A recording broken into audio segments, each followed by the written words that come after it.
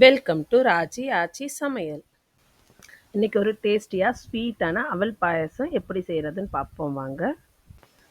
இப்போ நான் ஒரு 2 டேபிள் ஸ்பூன் போல் இந்த சிறு பருப்புன்னு சொல்லுவாங்கள்ல, பாசிப்பருப்பு அதை எடுத்துருக்கேங்க. அதை நல்லா ட்ரை ரோஸ்ட்டாக பண்ணிவிடுவோம் கடாயில் போட்டுட்டு.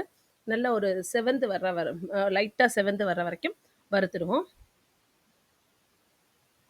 இப்போ பாருங்கள், நல்லா செவந்து வந்திருக்கு. இப்போ வந்து நம்ம இதை வந்து ஒரு கிண்ணத்துக்கு வேறு கிண்ணத்துக்கு மாற்றிட்டு கொஞ்சமாக தண்ணி ஊற்றி இதை வேக வச்சு எடுத்துப்போம். ஒரு 85% போல் வெந்தால் போதுங்க. இது தனியாக வேக வச்சு எடுத்துடுவோம். இப்போ நல்லா இந்த சிறுபருப்பு வந்து நல்லா வெந்து வந்திருக்குங்க. இந்த கன்சிஸ்டன்சி போதும், இந்த அளவுக்கு போதும். இப்போ இதை ஆஃப் பண்ணிவிடுவோம். இப்போ அடுத்து வந்து நம்ம அடுத்த ஸ்டெப் போயிடலாமாங்க. ஒரு கடாயை வச்சுட்டு அதில் ஒரு 2 டேபிள் ஸ்பூன் போல் நெய்யை ஆட் பண்ணிவிட்டு இதில் வந்து நம்ம முந்திரி திராட்சைலாம் பொரிச்சு எடுத்துடுவோம். கொஞ்சமாக முந்திரி போட்டு நல்லா கோல்டன் ப்ரௌன் கலர் வர வரைக்கும் பொரிச்சிட்டு எடுத்து வச்சிடலாங்க. அடுத்து அதே மாதிரி கொஞ்சமாக திராட்சை போட்டு நல்லா பொரிஞ்சு நல்லா பால் மாதிரி ஆகும்ல, நல்லா பொரிஞ்சு வரும்லங்க திராட்சை. அது மாதிரி வந்தோடனே எடுத்து வச்சுருவோம். அடுத்து இப்போது ஒரு பவுல் நிறைய அவல் எடுத்துருக்காங்க. இதை போட்டு இந்த இது மீடியம் ஃப்ளேம்லேயே வச்சுட்டு கிளறிட்டே இருக்கணுங்க. இது வந்து நல்லா பொரி மாதிரி நல்லா பொரிஞ்சு வந்துடும். அது வரைக்கும் நம்ம ஃப்ரை பண்ணிக்கிட்டே இருக்கணும், கிளறிக்கிட்டே இருக்கணும். நீங்கள் விட்டிங்கன்னா கருகிடும். ஸோ அது கலர் ப்ரௌன் கலர், ஒரு சிவப்பு கலர் மாதிரி வரும்.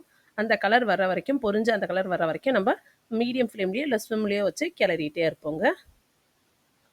பாருங்கள், இப்போ எல்லாமே அவல் எல்லாமே வந்து நல்லா பொரிஞ்சு வந்திருக்குங்க. கலரும் சேஞ்ச் ஆகிருக்கு. இப்போ இதை வந்து இறக்கிடலாம். இப்போ அடுத்து இப்போ பாலை வந்து நம்ம காய்ச்சிடுவோங்க. இது ஆல்ரெடி காய்ச்சின பால் தான். 1 கப்பு அவளுக்கு 3 கப் அளவுக்கு பாலை ஊற்றிக்கணுங்க. ஊற்றிட்டு நல்லா இது ஒரு பொங்கு வர்ற வரைக்கும் வச்சு அடுப்பில் வச்சுப்போம். இப்போ பொங்கு வரட்டும். வந்த உடனே நம்ம இந்த பொரிச்சு வச்சுருக்கோம்ல அவல், அதை இதில் போட்டு நல்லா கிளறிடுவோம். கிளறி கொஞ்சம் நல்லா வேகட்டுங்க. அவல் வந்து கொஞ்சம் நல்லா வெந்து வரணும். ஒரு 80% வெந்து வந்தோடனே நம்ம ஆல்ரெடி நம்ம வேக வச்சுருக்கோம்ல அந்த சிறுபயிறு, பாசிப்பயிறு, அதையும் இதோட சேர்த்து நல்லா குக் பண்ணிடுவோங்க. இப்போ ரெண்டும் சேர்ந்து நல்லா வெந்து வந்திருக்குங்க.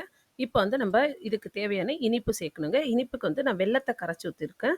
நீங்கள் நாட்டு சர்க்கரையோ இல்லை நார்மல் சர்க்கரை ஜீனி இருக்கும்ல, வெள்ளை ஜீனி, அது கூட போட்டுக்கலாம். இது வெல்லத்தை நான் சேர்க்குறதால கரைச்சி பாவாக காய்ச்சி இதில் சேர்த்துக்கிறேங்க. ஏன்னா அடியில் மண் அதெல்லாம் இருக்கும்ல, அந்த இது சக்கை மாதிரியெல்லாம் இருக்கும். அதனால் அதுக்காக ஃபில்ட்ரு பண்ணி சேர்த்துக்கிறேங்க. இது ஒரு 2-3 நிமிஷம் போல் கொதிக்கிட்டோங்க. நல்லா கொதித்து எல்லாம் அந்த சர்க்கரை, இந்த வெல்லம், நம்ம போட்டிருக்க வெல்லம், பருப்பு, அவல் எல்லாம் சேர்ந்து ஒன்றா சேர்ந்து கொதிக்கும்போது நல்ல ஒரு டேஸ்ட் வருங்க. இது கொதிக்கிட்டும். கொதித்தோடனே நம்ம வறுத்து வச்சுருக்க முந்திரி, திராட்சையும் போட்டு நல்லா கிளறி விட்டுடுங்க. கிளறி விட்டு கொஞ்சம் ஒரு ஒரு நிமிஷம் போல் கொதிச்ச உடனே ஏலக்காய் பொடி கொஞ்சமாக ஒரு ஒரு டேபிள் ஸ்பூனோ இல்லை உங்களுக்கு தேவைக்கு ஏற்ற மாதிரி, ரொம்ப வாட வேண்டாம்னா ஒரு 1/2 டேபிள் ஸ்பூன் கூட போட்டுக்கலாம். இது வந்து நான் மிக்சியில் போட்டு அரைச்சி வச்சுருக்கேன். அந்த ஏலக்காய் பவுடரை நான் ஆட் பண்ணிக்கிறேன். டேஸ்ட்டுக்காக ஒரு 1/4 டேபிள் ஸ்பூன் சால்ட் ஆட் பண்ணிக்கலாம். ஆட் பண்ணிவிட்டு எல்லாத்தையும் கிளறி விட்டுட்டு ஒரு 2 மினிட்ஸ் போல் கொதிக்கிடுங்க. கொதித்து அவ்வளோதாங்க, ஆஃப் பண்ணிடுங்க. டேஸ்டான ஸ்வீட்டான அவல் பாயாசம் ரெடி ஆகிட்டுங்க. நீங்களும் செஞ்சு பார்த்துட்டு எப்படி இருந்ததுன்னு கமெண்ட் பண்ணுங்கள். இந்த வீடியோ உங்களுக்கு பிடிச்சிருந்தா லைக் பண்ணுங்கள், ஷேர் பண்ணுங்கள், மறக்காமல் சப்ஸ்கிரைப் பண்ணிடுங்க. தேங்க்ஸ் ஃபார் வாட்சிங்.